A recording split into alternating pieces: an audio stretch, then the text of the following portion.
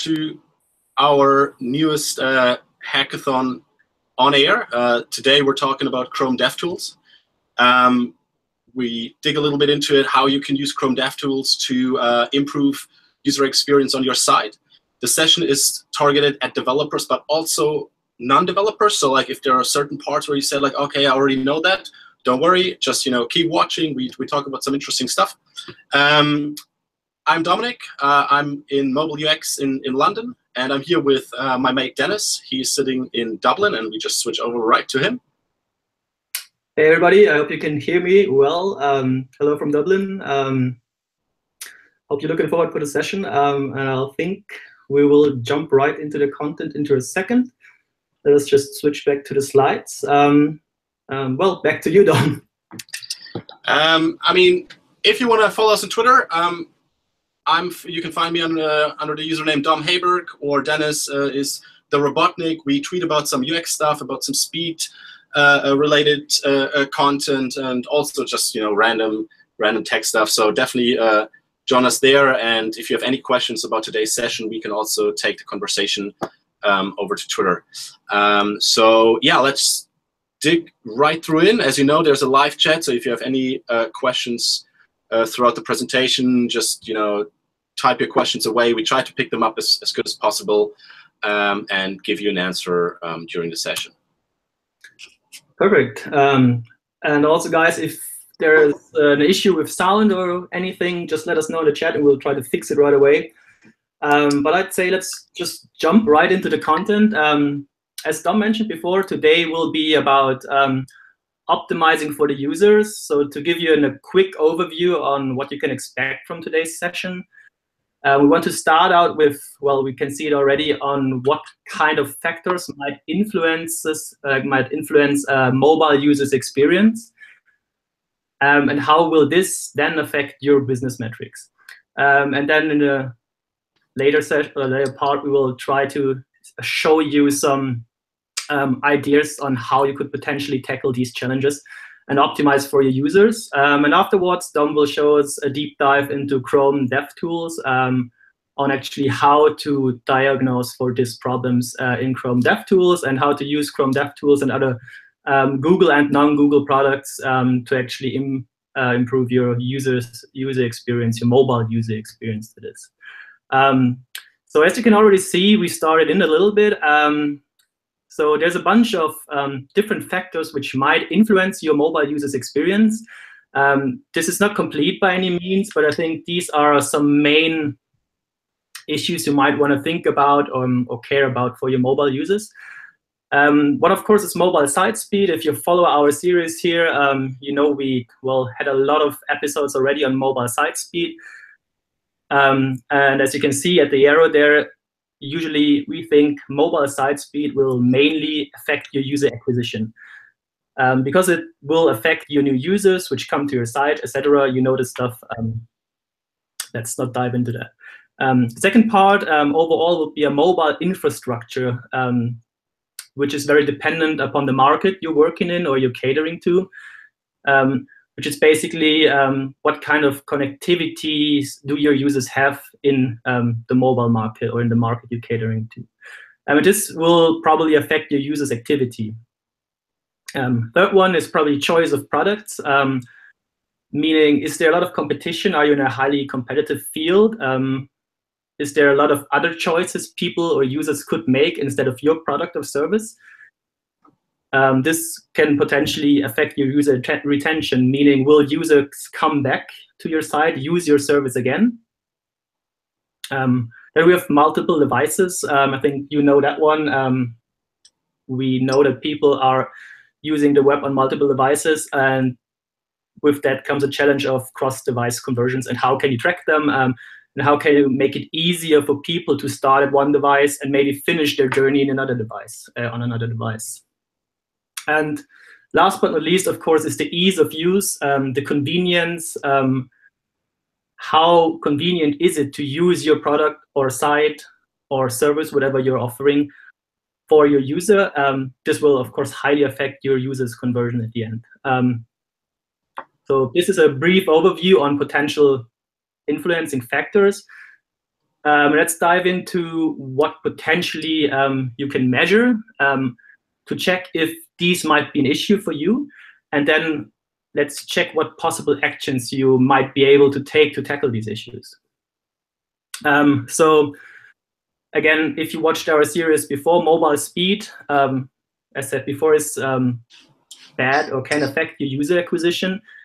And how can you measure that? Well, for once, we usually recommend using speed index to measure generally the perceived speed for your user. Another one would be first meaningful paint, which is one of the metrics you can see in Lighthouse. We will show you a bit later. And of course, from a business perspective, but also from a user perspective, you might want to also measure bounce rate, because this is where people leave your site without seeing another site. And this is how you basically, what affects your user acquisition. There are, of course, other metrics we could have a look at. This is just an idea to what to look out for. These are easy to collect metrics usually. You can either do it with Google Analytics or speed index. You could do it webpagetest.org. Or first meaningful paint you could do with Lighthouse, which is part of the Chrome developer tools. If you then see, well, this is not ideal, I'm not giving you any benchmarks today, but if you decide for yourself, well, these metrics are not ideal, here's a possible action you could take. So first of all, and Dom will show you this later on, you could start diagnosing your site with Chrome developer tools on how to actually improve for speed. Which basically or mainly factors in the critical rendering path and improving the critical rendering path of your site. Another option would be to build an AMP. We touched upon this in our last series, so if you haven't seen it, I'd highly recommend going back, have a look at our AMP stream from last month. Second would be mobile infrastructure. This is a bit more tricky because, as I said before, it's market dependent. Just two ideas to start with that. If you don't have an idea about the mobile connectivity and infrastructure of your market, GSM-A is usually a good point. This is the GSM Association, where you could get nice stats and benchmarks from markets all over the world. And also, we released a new set of data, which we call Chrome User Experience Report. It's basically a big SQL table, which is available in big SQL for free. You can also dig into the data there and to get an idea what your market looks like. And another possible action to do this, let's say you're in an emerging market, or you have services that should be available all the time. So ideally, you don't want to be dependent upon connectivity. You could, for example, add offline functionalities using Service Worker. And we also touch on that a bit later. Choice of products, you might want to have a look on returning visitors versus new visitors. You could also check on days since last session, because we think user retention will be affected by that. And these metrics should show you your users' retention. To tackle that, for example, another PWA features or feature of PWA, you could start implement add to home screen functionality, or you could start push notifications. Multiple device, which of course is cross-device conversion. Look at your mobile versus your desktop conversions. You could do that in Google Analytics, for example. Google Analytics also offers acquisition device. So have a look there. If you see there's a thing, we would also highly recommend to not go for a last click attribution. So you should have a holistic view on how your users use different devices to use your service or product. And if you ideally want to improve that, you could, for example, start implementing the credential management API to make it easier for people to log in again or to sign up for something. Or you could also make it very easy from a user's perspective to switch between devices. Well, a very simple example would be they start the journey, they're somewhere in the checkout funnel, give them the option to mail their choices to someone or to themselves, or give them a social sharing option. something like this. Make it easy for people to switch devices. And the last one, ease of use, very holistic as well. Well, thinking about conversions, look at mobile conversion rate maybe, look at your average order value if you're in an e-commerce sector, and think about maybe improving your checkout funnel. We had a nice series on that as well, a while back. This is basically how can you tune your checkout funnel and cater to your audience. Or think about implementing the Google Payment API, which makes it way easier to make quick payments on mobile without entering too many details for your users. Yeah, that's about it. I think, Dom, we're going to jump into Chrome deep dive now, and you'll probably show us how we can diagnose our site. Yeah, exactly. So I think Dennis mentioned a few good points here, and it's obviously a lot of information and a lot of things you could look into. So while this is always a challenge, the great thing about Chrome DevTools is that it's a very powerful tool that lets you quickly identify issues with your site, bottlenecks. It lets you test different ideas you might have for the homepage, you might have for the checkout funnel, and basically enables you to try things out, to identify things beforehand, get then into the planning stage, and then tweak the actual code of your website. So I'll run you through a few tabs within Chrome DevTools and just explain what are they for, how do you set them up properly, and what information can you actually gather from them. So the first thing, when you open Chrome DevTools on a Mac, you would do it with Command Alt and I. On a Windows computer, Control Shift I. The first thing you would want to do is use incognito mode, because, for example, if you use the Performance tab and you record the timeline, if you're running a bunch of Chrome extensions, they can actually add some unrelated noise to the timeline, and you don't really want that, because it might be that they kind of disturb your recording and you actually think there's a problem, and you start debugging, you start looking into it, and you realize, well, actually that came from the extension, so there's nothing really wrong with my site. So general rule, use incognito mode. Second thing that's really important is to disable the cache. Usually that's checked by default when you open Chrome DevTools. If it's not, please make sure to do so, because a common mistake we sometimes see is that people are testing their site. Obviously, it's their site, so they've been to it several times. And a lot of the resources are already in the browser cache, hence you don't really run into any issues when it comes to, for example, load time. So really important, disable the cache and make sure you simulate the first-time user that comes to your website. And the third thing we recommend is to throttle the network connection to 3G.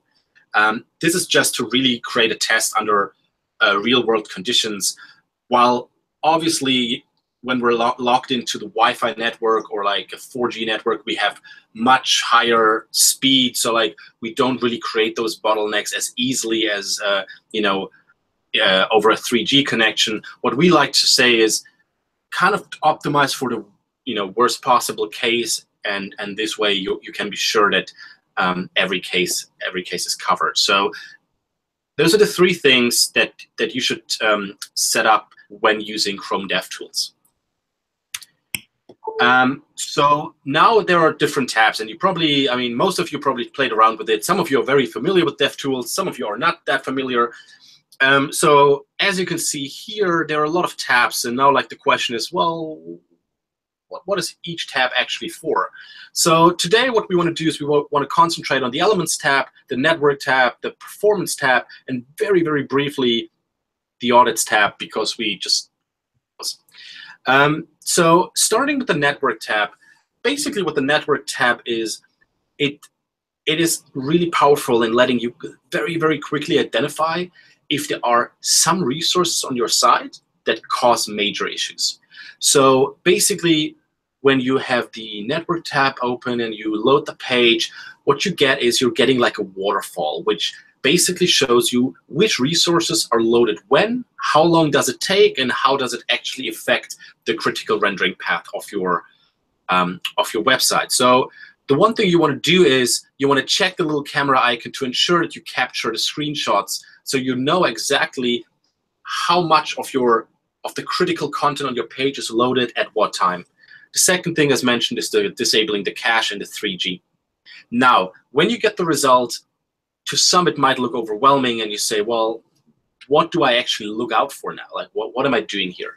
So the first thing that is always interesting is to look at the total megabyte transfer, which you can find down here. This gives you an indication of how big your website is. Transferring megabytes is expensive. The bigger the site, the more expensive it gets. So you really want to aim for having a relatively small site. So you don't want to transfer, for example, images that might not be seen by the user. So you want to have a look at how big is your site at the moment. The second good indicator of performance is the DOM content loaded and the load time. So you can really see, okay, at what point is the document object model fully loaded, and how long does it take to load my site? That gives you a really quick indication. Okay, actually, I'm doing quite well. I might need to focus on something else, like maybe more UI improvement, or you spot like a real problem with it. You're like, 10, 12, 15 seconds. The average load time of a website loaded over 3G is 19 seconds. So, when you spot something like that, you can say like, okay, I got a problem. Let me dig deeper and see where it's actually coming from. And then what I always do is to kind of like just have a look at the progression of the rendering path, which is basically here. So you just really want to see how long does it load to actually, how long does it take to load the critical content, and when will the user be able to actually, view my product that I'm offering, fill in the lead generation form, whatever your business model is. When you drill down further, there are, a few things that I like to call usual suspects that you should be looking out for, because those are the things that you should optimize that have the biggest impact on your performance. The images. On average, images account for 63% of the average page total weight.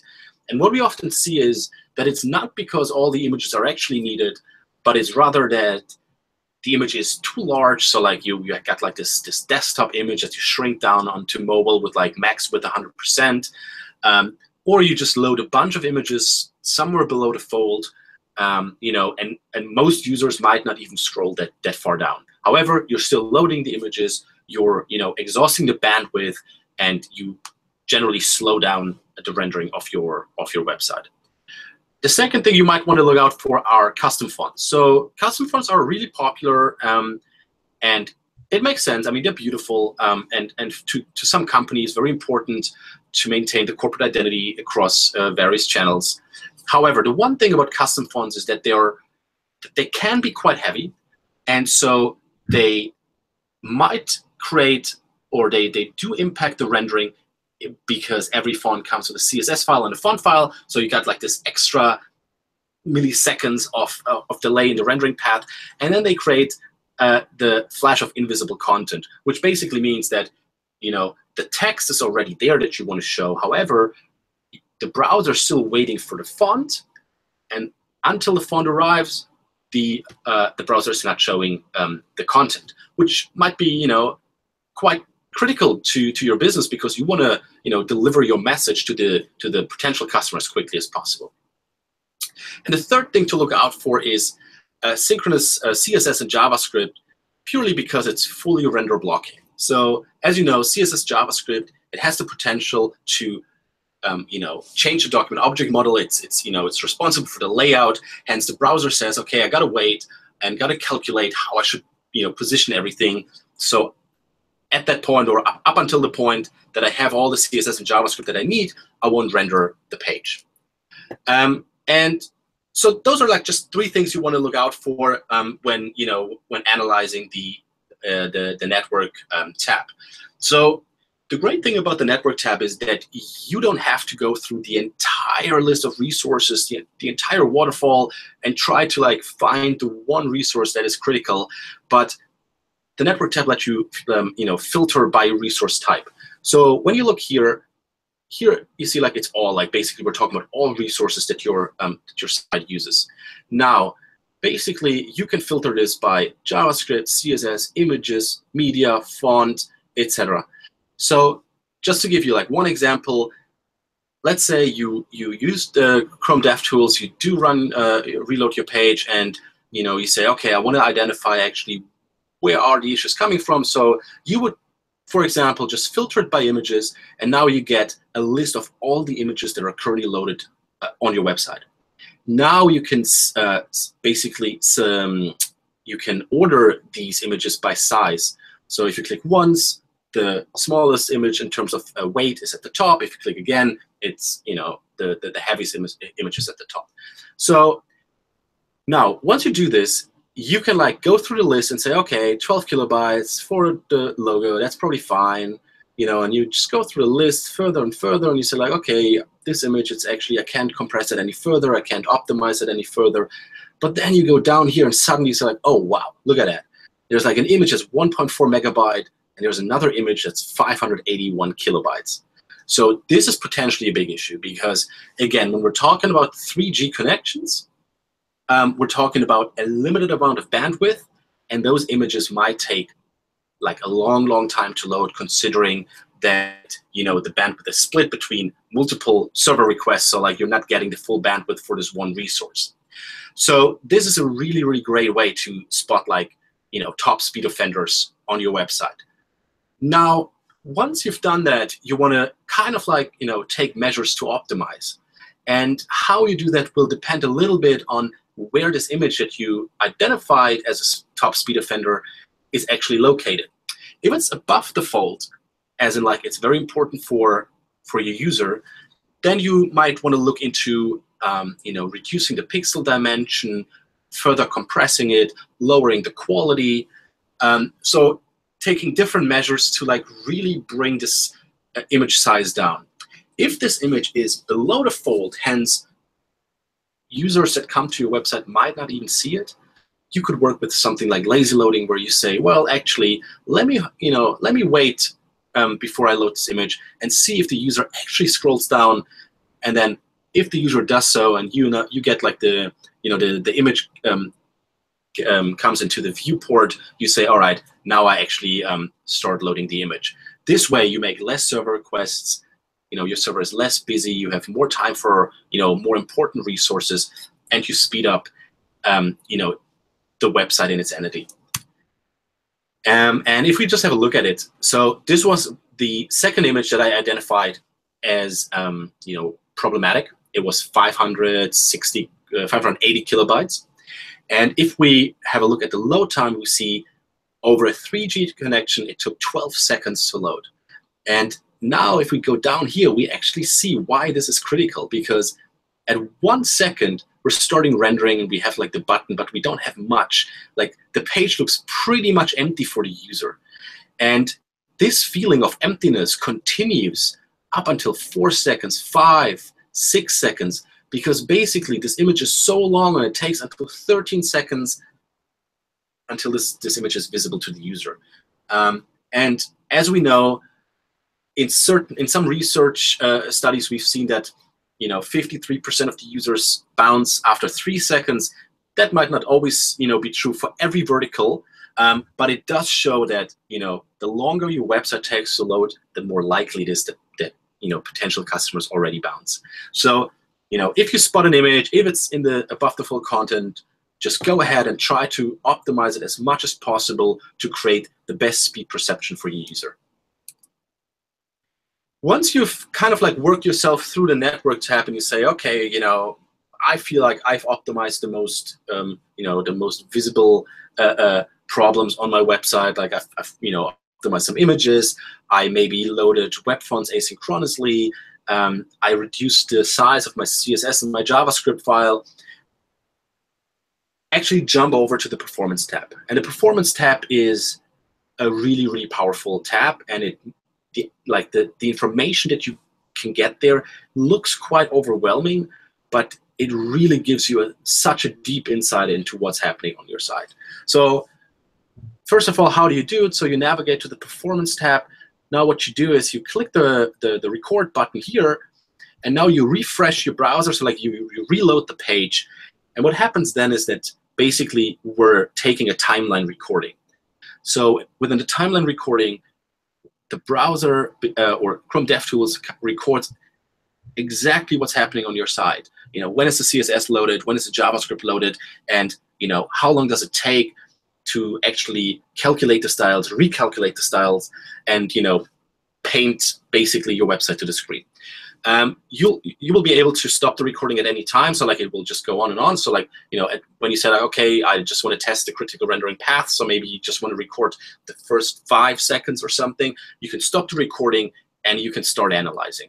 And what you will get is something like that. So this is something you will get here. So it's, as I said, to some it might look a bit overwhelming, but basically you can see the network where you have all the resources that are being loaded, and then you have the main thread where you can actually see what's happening. Like what's the browser doing at this time. And the one thing for today, what you should take away is to really look into what is your CSS and JavaScript doing? How does it impact your rendering? And as an ultimate goal, you should try to reduce the scope and complexity of style calculations. So you can see basically here that we're loading the resources, and then you see those bars here that say recalculate style.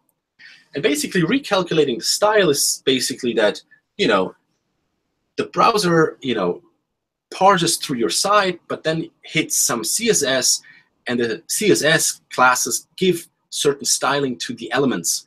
Hence, the browser needs to recalculate, okay, how do I actually position this? How do I display that? One good example is this one here. Let's suppose you have a class which is title, right? This is kind of like the easiest form of styling or applying styles to an element. But now as projects grow bigger, and you usually have a bit more complex CSS, and you might have something like that, where basically you give title, like the class title, is a certain styling, but then you say, well, actually, if it's within the box element and it's the last child, then actually I want to change it all around. So for us, it's pretty easy, because we're able to change like the style of each element, and we say, okay, that's for me the best way of doing it.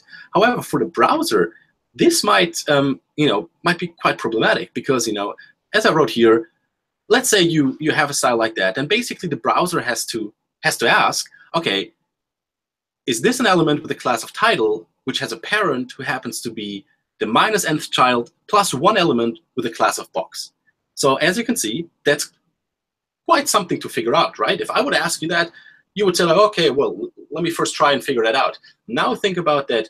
You don't have, you have like multiple, of those statements in your CSS file, and the browser is basically just asking questions, trying to figure out the answer, and then, basically paint your website in the correct way to the screen. This is really, really complex. And the bigger your CSS file is, the more elements you have on your site, the longer it takes. So one way of preventing that is use a very specific, class, like final box title. You say, okay, that's the final element within the box element, and I want to apply this style to this element. In the development process, that might be a little bit more complicated at first. However, from a performance perspective, it's much, much better, because the browser has to do less work to do other stuff and ultimately bring the site to the screen. Now, we just talked about CSS, and unfortunately, it's pretty much the same process for JavaScript. So again, when you load JavaScript, the browser has to do similar work, because you might change the layout within your JavaScript file. So once the browser has downloaded and parsed the JavaScript, the same process happens again. So like the browser says, okay, well, let me actually recalculate the style, make sure that I display everything correctly, and then layout it, then paint it, to actually give the user the website that was requested. So as you can see, it doesn't just stop with the CSS, it transitions over to JavaScript. And remember that for each JavaScript file, this process will be repeated. So basically, all of you probably once visited a couple sites that that were using parallax, like where you scroll down and you have like those nice animations. And sometimes when you visit those sites on a mobile phone or like over a slow connection, maybe some of you felt like that it's not really smooth and it feels like a bit, it's kind of like lagging behind. And basically, the reason for that is that the browser is doing, so much work, recalculating styles, implementing a new layout, painting it new. That is why it sometimes feel like slow and like lagging rather than, producing like a good user experience. And if you actually want to identify those bottlenecks, for example, on a parallax site, you can actually do that within DevTools as well, which is great. So the way you do that is inside DevTools, you hit the escape button, and then like this little panel here will pop up, console search, emulation, rendering, and you basically hit on rendering and then paint flashing. And once you select that and you're reloading your page, you will see that there's like a bunch of green flashing going on. Wherever you see green flashing, you know that the browser is painting. So sometimes on certain sites that do a lot of like where the browser has to do a lot of work and does a lot of repainting, you actually see that it's like flashing everywhere green. So you can really identify, okay, I'm having a paint bottleneck here, and I should really take action to optimize this. I know this is a lot of information, and that surely doesn't answer all of your questions. So there are more informations if you go to developers.google.com/web/fundamentals. You can also just search for Chrome DevTools in Google, and you will be, you will find the correct site. There are so many pages on this, and really, really valuable information. So I can just highly recommend to go through all the pages and really, familiarize yourself with DevTools, because it's a very powerful way of optimizing your site. Now, let's suppose you've done the network tab, you've done the performance tab, and you're saying, well, next step is I actually want to work a little bit on my UI. Great thing about Chrome DevTools is that you will be able to do so using the Elements tab, which is here. So in this case, I just loaded the site Think with Google. I emulated a mobile device, which you can do by hitting this icon here.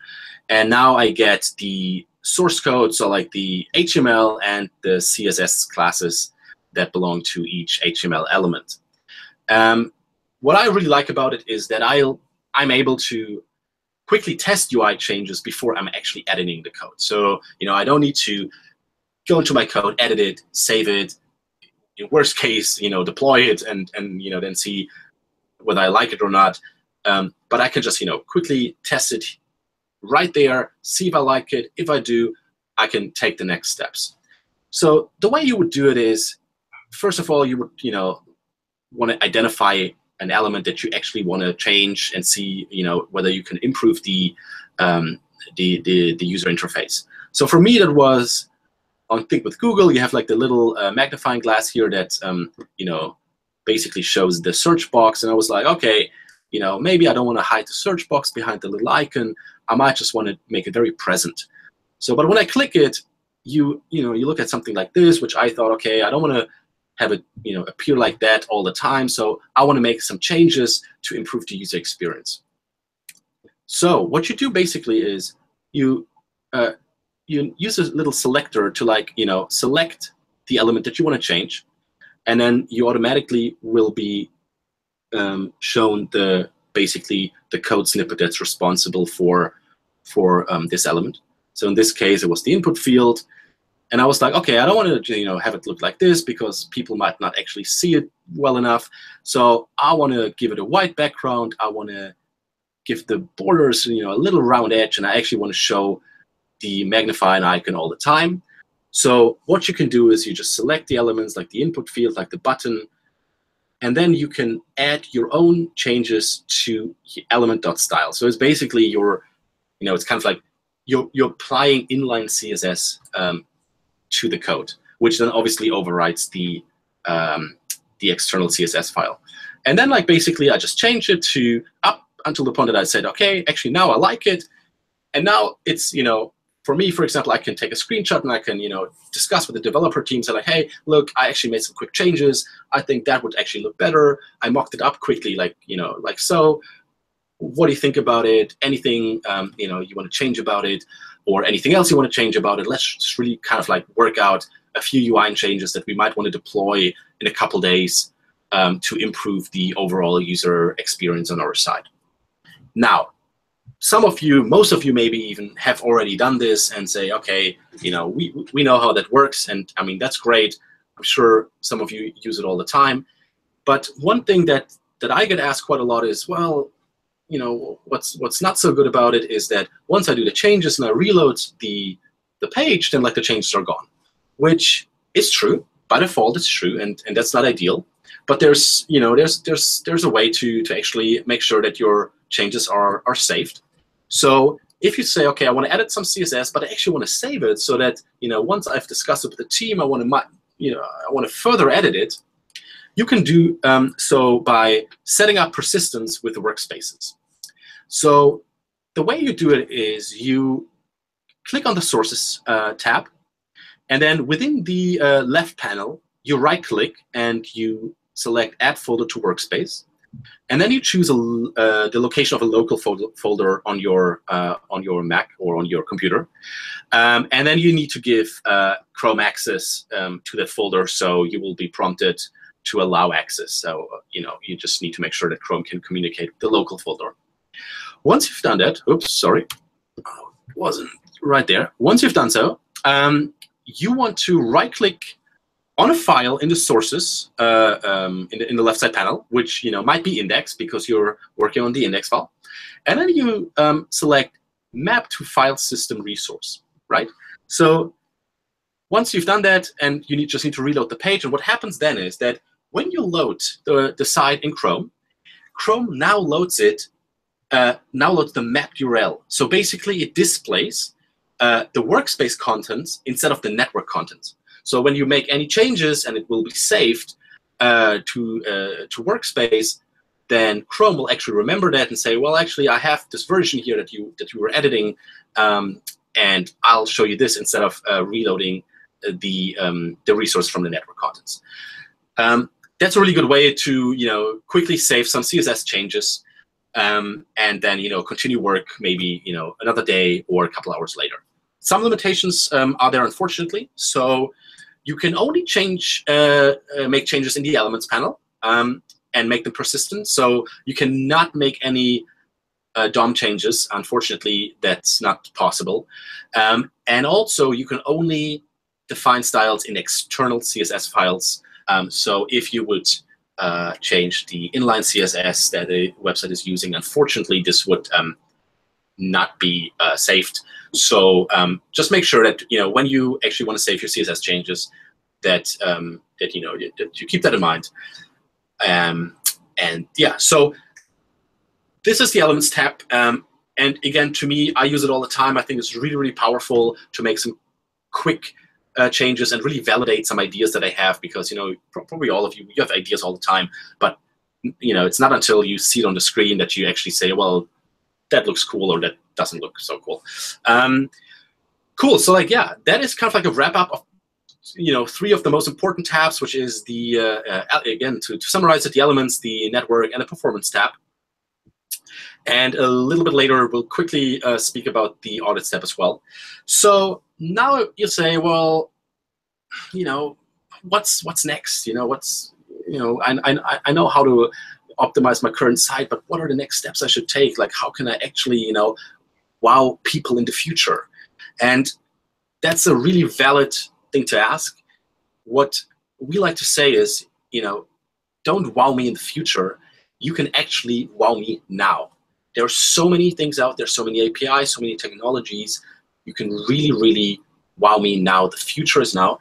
And so we, put together a few slides to show you what's possible and what you can use to really create an amazing flow for your user, increase conversions, make sure users come back to your site.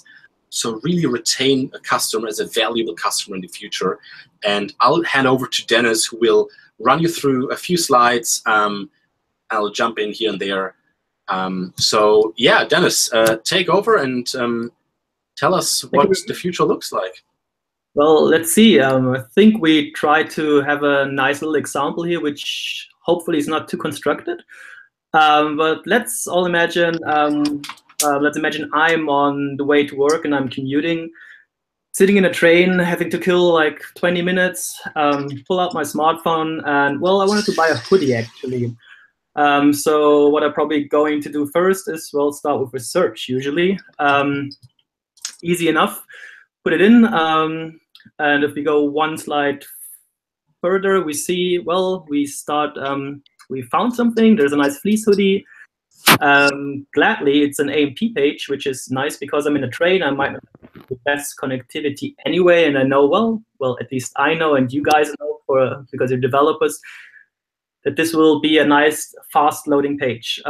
So what I probably will do, I'll hit on the search thing, and I'll end up on a product page, start looking around, and then it happens what always happens to me. Either stuff that I like is ridiculously expensive, or it's out of stock because it's nice, but everybody wants to have it, of course.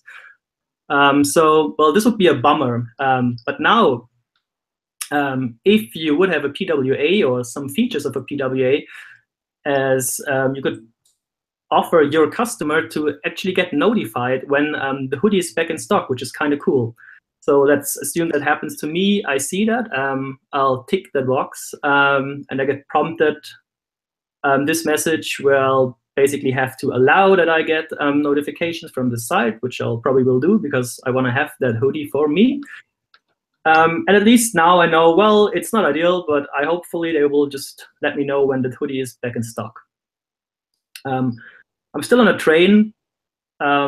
Maybe start surfing again because I don't know, there might be another hoodie I like, so I don't have to wait for the other one to be restocked. All of a sudden, because I'm in a train, maybe I'll go through a tunnel, I lose my connection. So not ideal. This is probably where you, with a, well, normal side, I would probably lose my customer here because as a customer, well, I lost connection now. Maybe didn't find the hoodie I wanted to, and now I can't do anything anyway, so I'll probably just, well, switch back to, I don't know, Instagram or WhatsApp. Here, it doesn't have to be that way because with Service Worker, I can still continue browsing. So I'll still have the same option. I probably won't even notice that my connection is gone, which is great because, well, I'm still there, I'm still browsing. Well, and at some point I'll probably reach my work and put my phone away. Yeah. So what could happen now potentially? Let's say I'm back from work, sitting on a couch, watching some Netflix, whatever. And now all of a sudden I get notified by the website, might be a few days later, that my hoodie is back in stock, which is great. This is what we try to show you, or like what I tried to mention before in terms of retention. This is where you probably get the customer back again on your site, even if he doesn't really think about the hoodie anymore. But now here's that prompt. You see, oh, no, a notification, the nice hoodie, the nice fleece hoodie I wanted to have is back in stock. So I'll just click on it. I have a deep link, directly go to that site where I have my hoodie again. I'll probably already thought about color and size. So all I have to do now is, well, order it. This is another place where traditional sites, where it might be a bit clunky to order it because I now have to start filling a form. If that form is not really mobile optimized, well, some customers might leave here. Again, what you can do with a PWA again here is add the Google Payment API, which basically lets you place your order with one click. So you have the Google Payment API or the Credential API for signing up or paying stuff with one click. So you have a one-click checkout, which I'll probably going to do because $49, it's not a fortune. I already decided to having that hoodie, why not? And there's probably an option to, well, return it if I really don't like it. But it's way more convenient. So I'll hit pay and I'll bought my hoodie. So since that experience was probably rather nice because like, well, at least I got my hoodie. It took me some extra days, but they reminded me. They made it very easy to buy my hoodie. I might want to shop again with them, especially, let's say I like that hoodie and I like that style and they have similar clothing. Why not? Here's another thing how you can keep up retention and keep users interacting with your site, because you basically use an app feature for your site. You allow them to add your site to their home screen. And that's also very easy to do. You just prompt that message, and then you have access with ease. So again, a nice way of re-engaging your customers, keep them interested, and keep the retention up high. If you noticed before that you might have a retention problem with, well, newer customers, this could be a way to actually tackle that problem. Yeah, I think it's a really good way of showing what's possible today. So I think it touches a lot of things. So you might feel a little overwhelmed now. I mean, it all started with the AMP, which is actually something we covered in a previous hackathon on air. So if you go to our main site where we have all the previous hackathons on air, you'll be able to rewatch this video. And basically, from this AMP page, you use so many elements of a progressive web app, which is basically just a sort of like a native app feel in the mobile web. And then, as Dennis explained, you can do like a bunch of really cool stuff, like getting notifications, or just browsing this site although you're offline. And the whole idea is really to create a user experience, for your user that really wants them to come back. Now, because we're talking about DevTools today, and you want to say, well, let's say I want to pick up a PWA. How do I actually test if it's working, and what are the steps I need to do? So the great thing is that it's the audits tab, which includes Lighthouse. Some of you probably have heard about it. Lighthouse is an attempt to really put together like a comprehensive tool that lets you identify the performance of your website, including the performance of your progressive web app. So when you hit the audits tab in DevTools, you can select what you actually want to test. Is it performance? Is it accessibility? Is it best practices? Or is it the performance of your progressive web app? So if you say, well, I'm actually working with a progressive, or I have implemented features of a progressive web app, like service worker, or whatever components you use, or like the splash screen or the notifications, then you can check this little box here. You can run the audit, and then you will receive basically a report on the progressive web app and how the things that you implemented worked. So like in this case, I just used the Google Keep site as a dummy site, and it's not a PWA, so obviously it doesn't look great right here. But for example, if you registered a service worker on your site, you will be able to see whether it's working or not. If it's working, it will be part of the past audits. If it's not working, it will show as a failed audit, and you will be able to actually debug what's going on here. Let's say, sorry, I just jumped ahead too quickly. Let's say you want to prompt to the user to install the web app, and you believe that you implemented this. You can check here whether it's working or not. So this is a really great way to kind of like see what's working, what's not working, why is it not working, and how can I actually make it work. And as I said, so this is the report for the PWA, but then you will get another report for the accessibility, for the best practices, and for the performance. And this is a very comprehensive tool that lets you look at a lot of metrics, and hopefully, I mean, obviously we're still working on it, but hopefully, really let you deep dive on your site's performance, on your site's general user experience, and ultimately create a better experience for your users. So yeah, I mean, that was our session today. Dennis, is there anything else you wanted to cover? No, maybe we'll just the tip or hint, if you want to see more of this content, if you want to revisit content we have streamed in the past. We have an event site. We would love you guys to go there. Give us feedback. There's a feedback button. You can also sign up.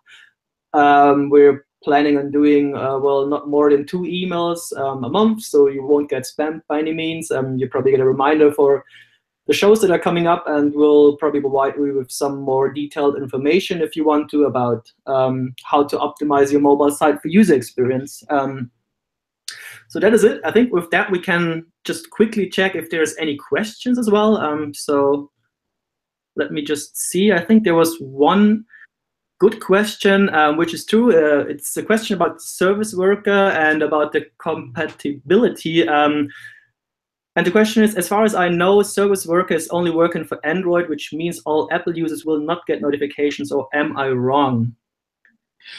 So at the moment, it's correct that service workers are only working on Android.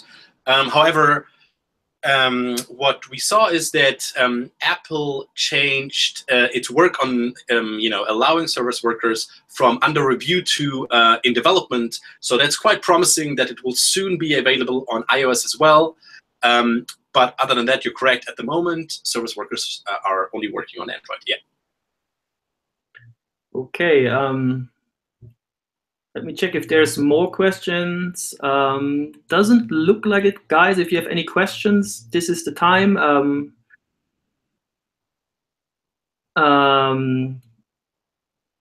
Oh, here's another, well, this is a recommendation, which is nice. Quick future possible video, JavaScript debugging in the source tab. Yeah, thanks for the feedback. We'll think about it if we want to deep dive a little bit more there. It could be nice. Yeah, definitely. Other than that, I think that's it from us then. If you have more questions, please also feel free to Twitter us, sign up at our homepage, give us some feedback. We would love that. You will also find the event page URL in the comments here. And with that, well, happy Thanksgiving if you're celebrating it. From me, from Dublin.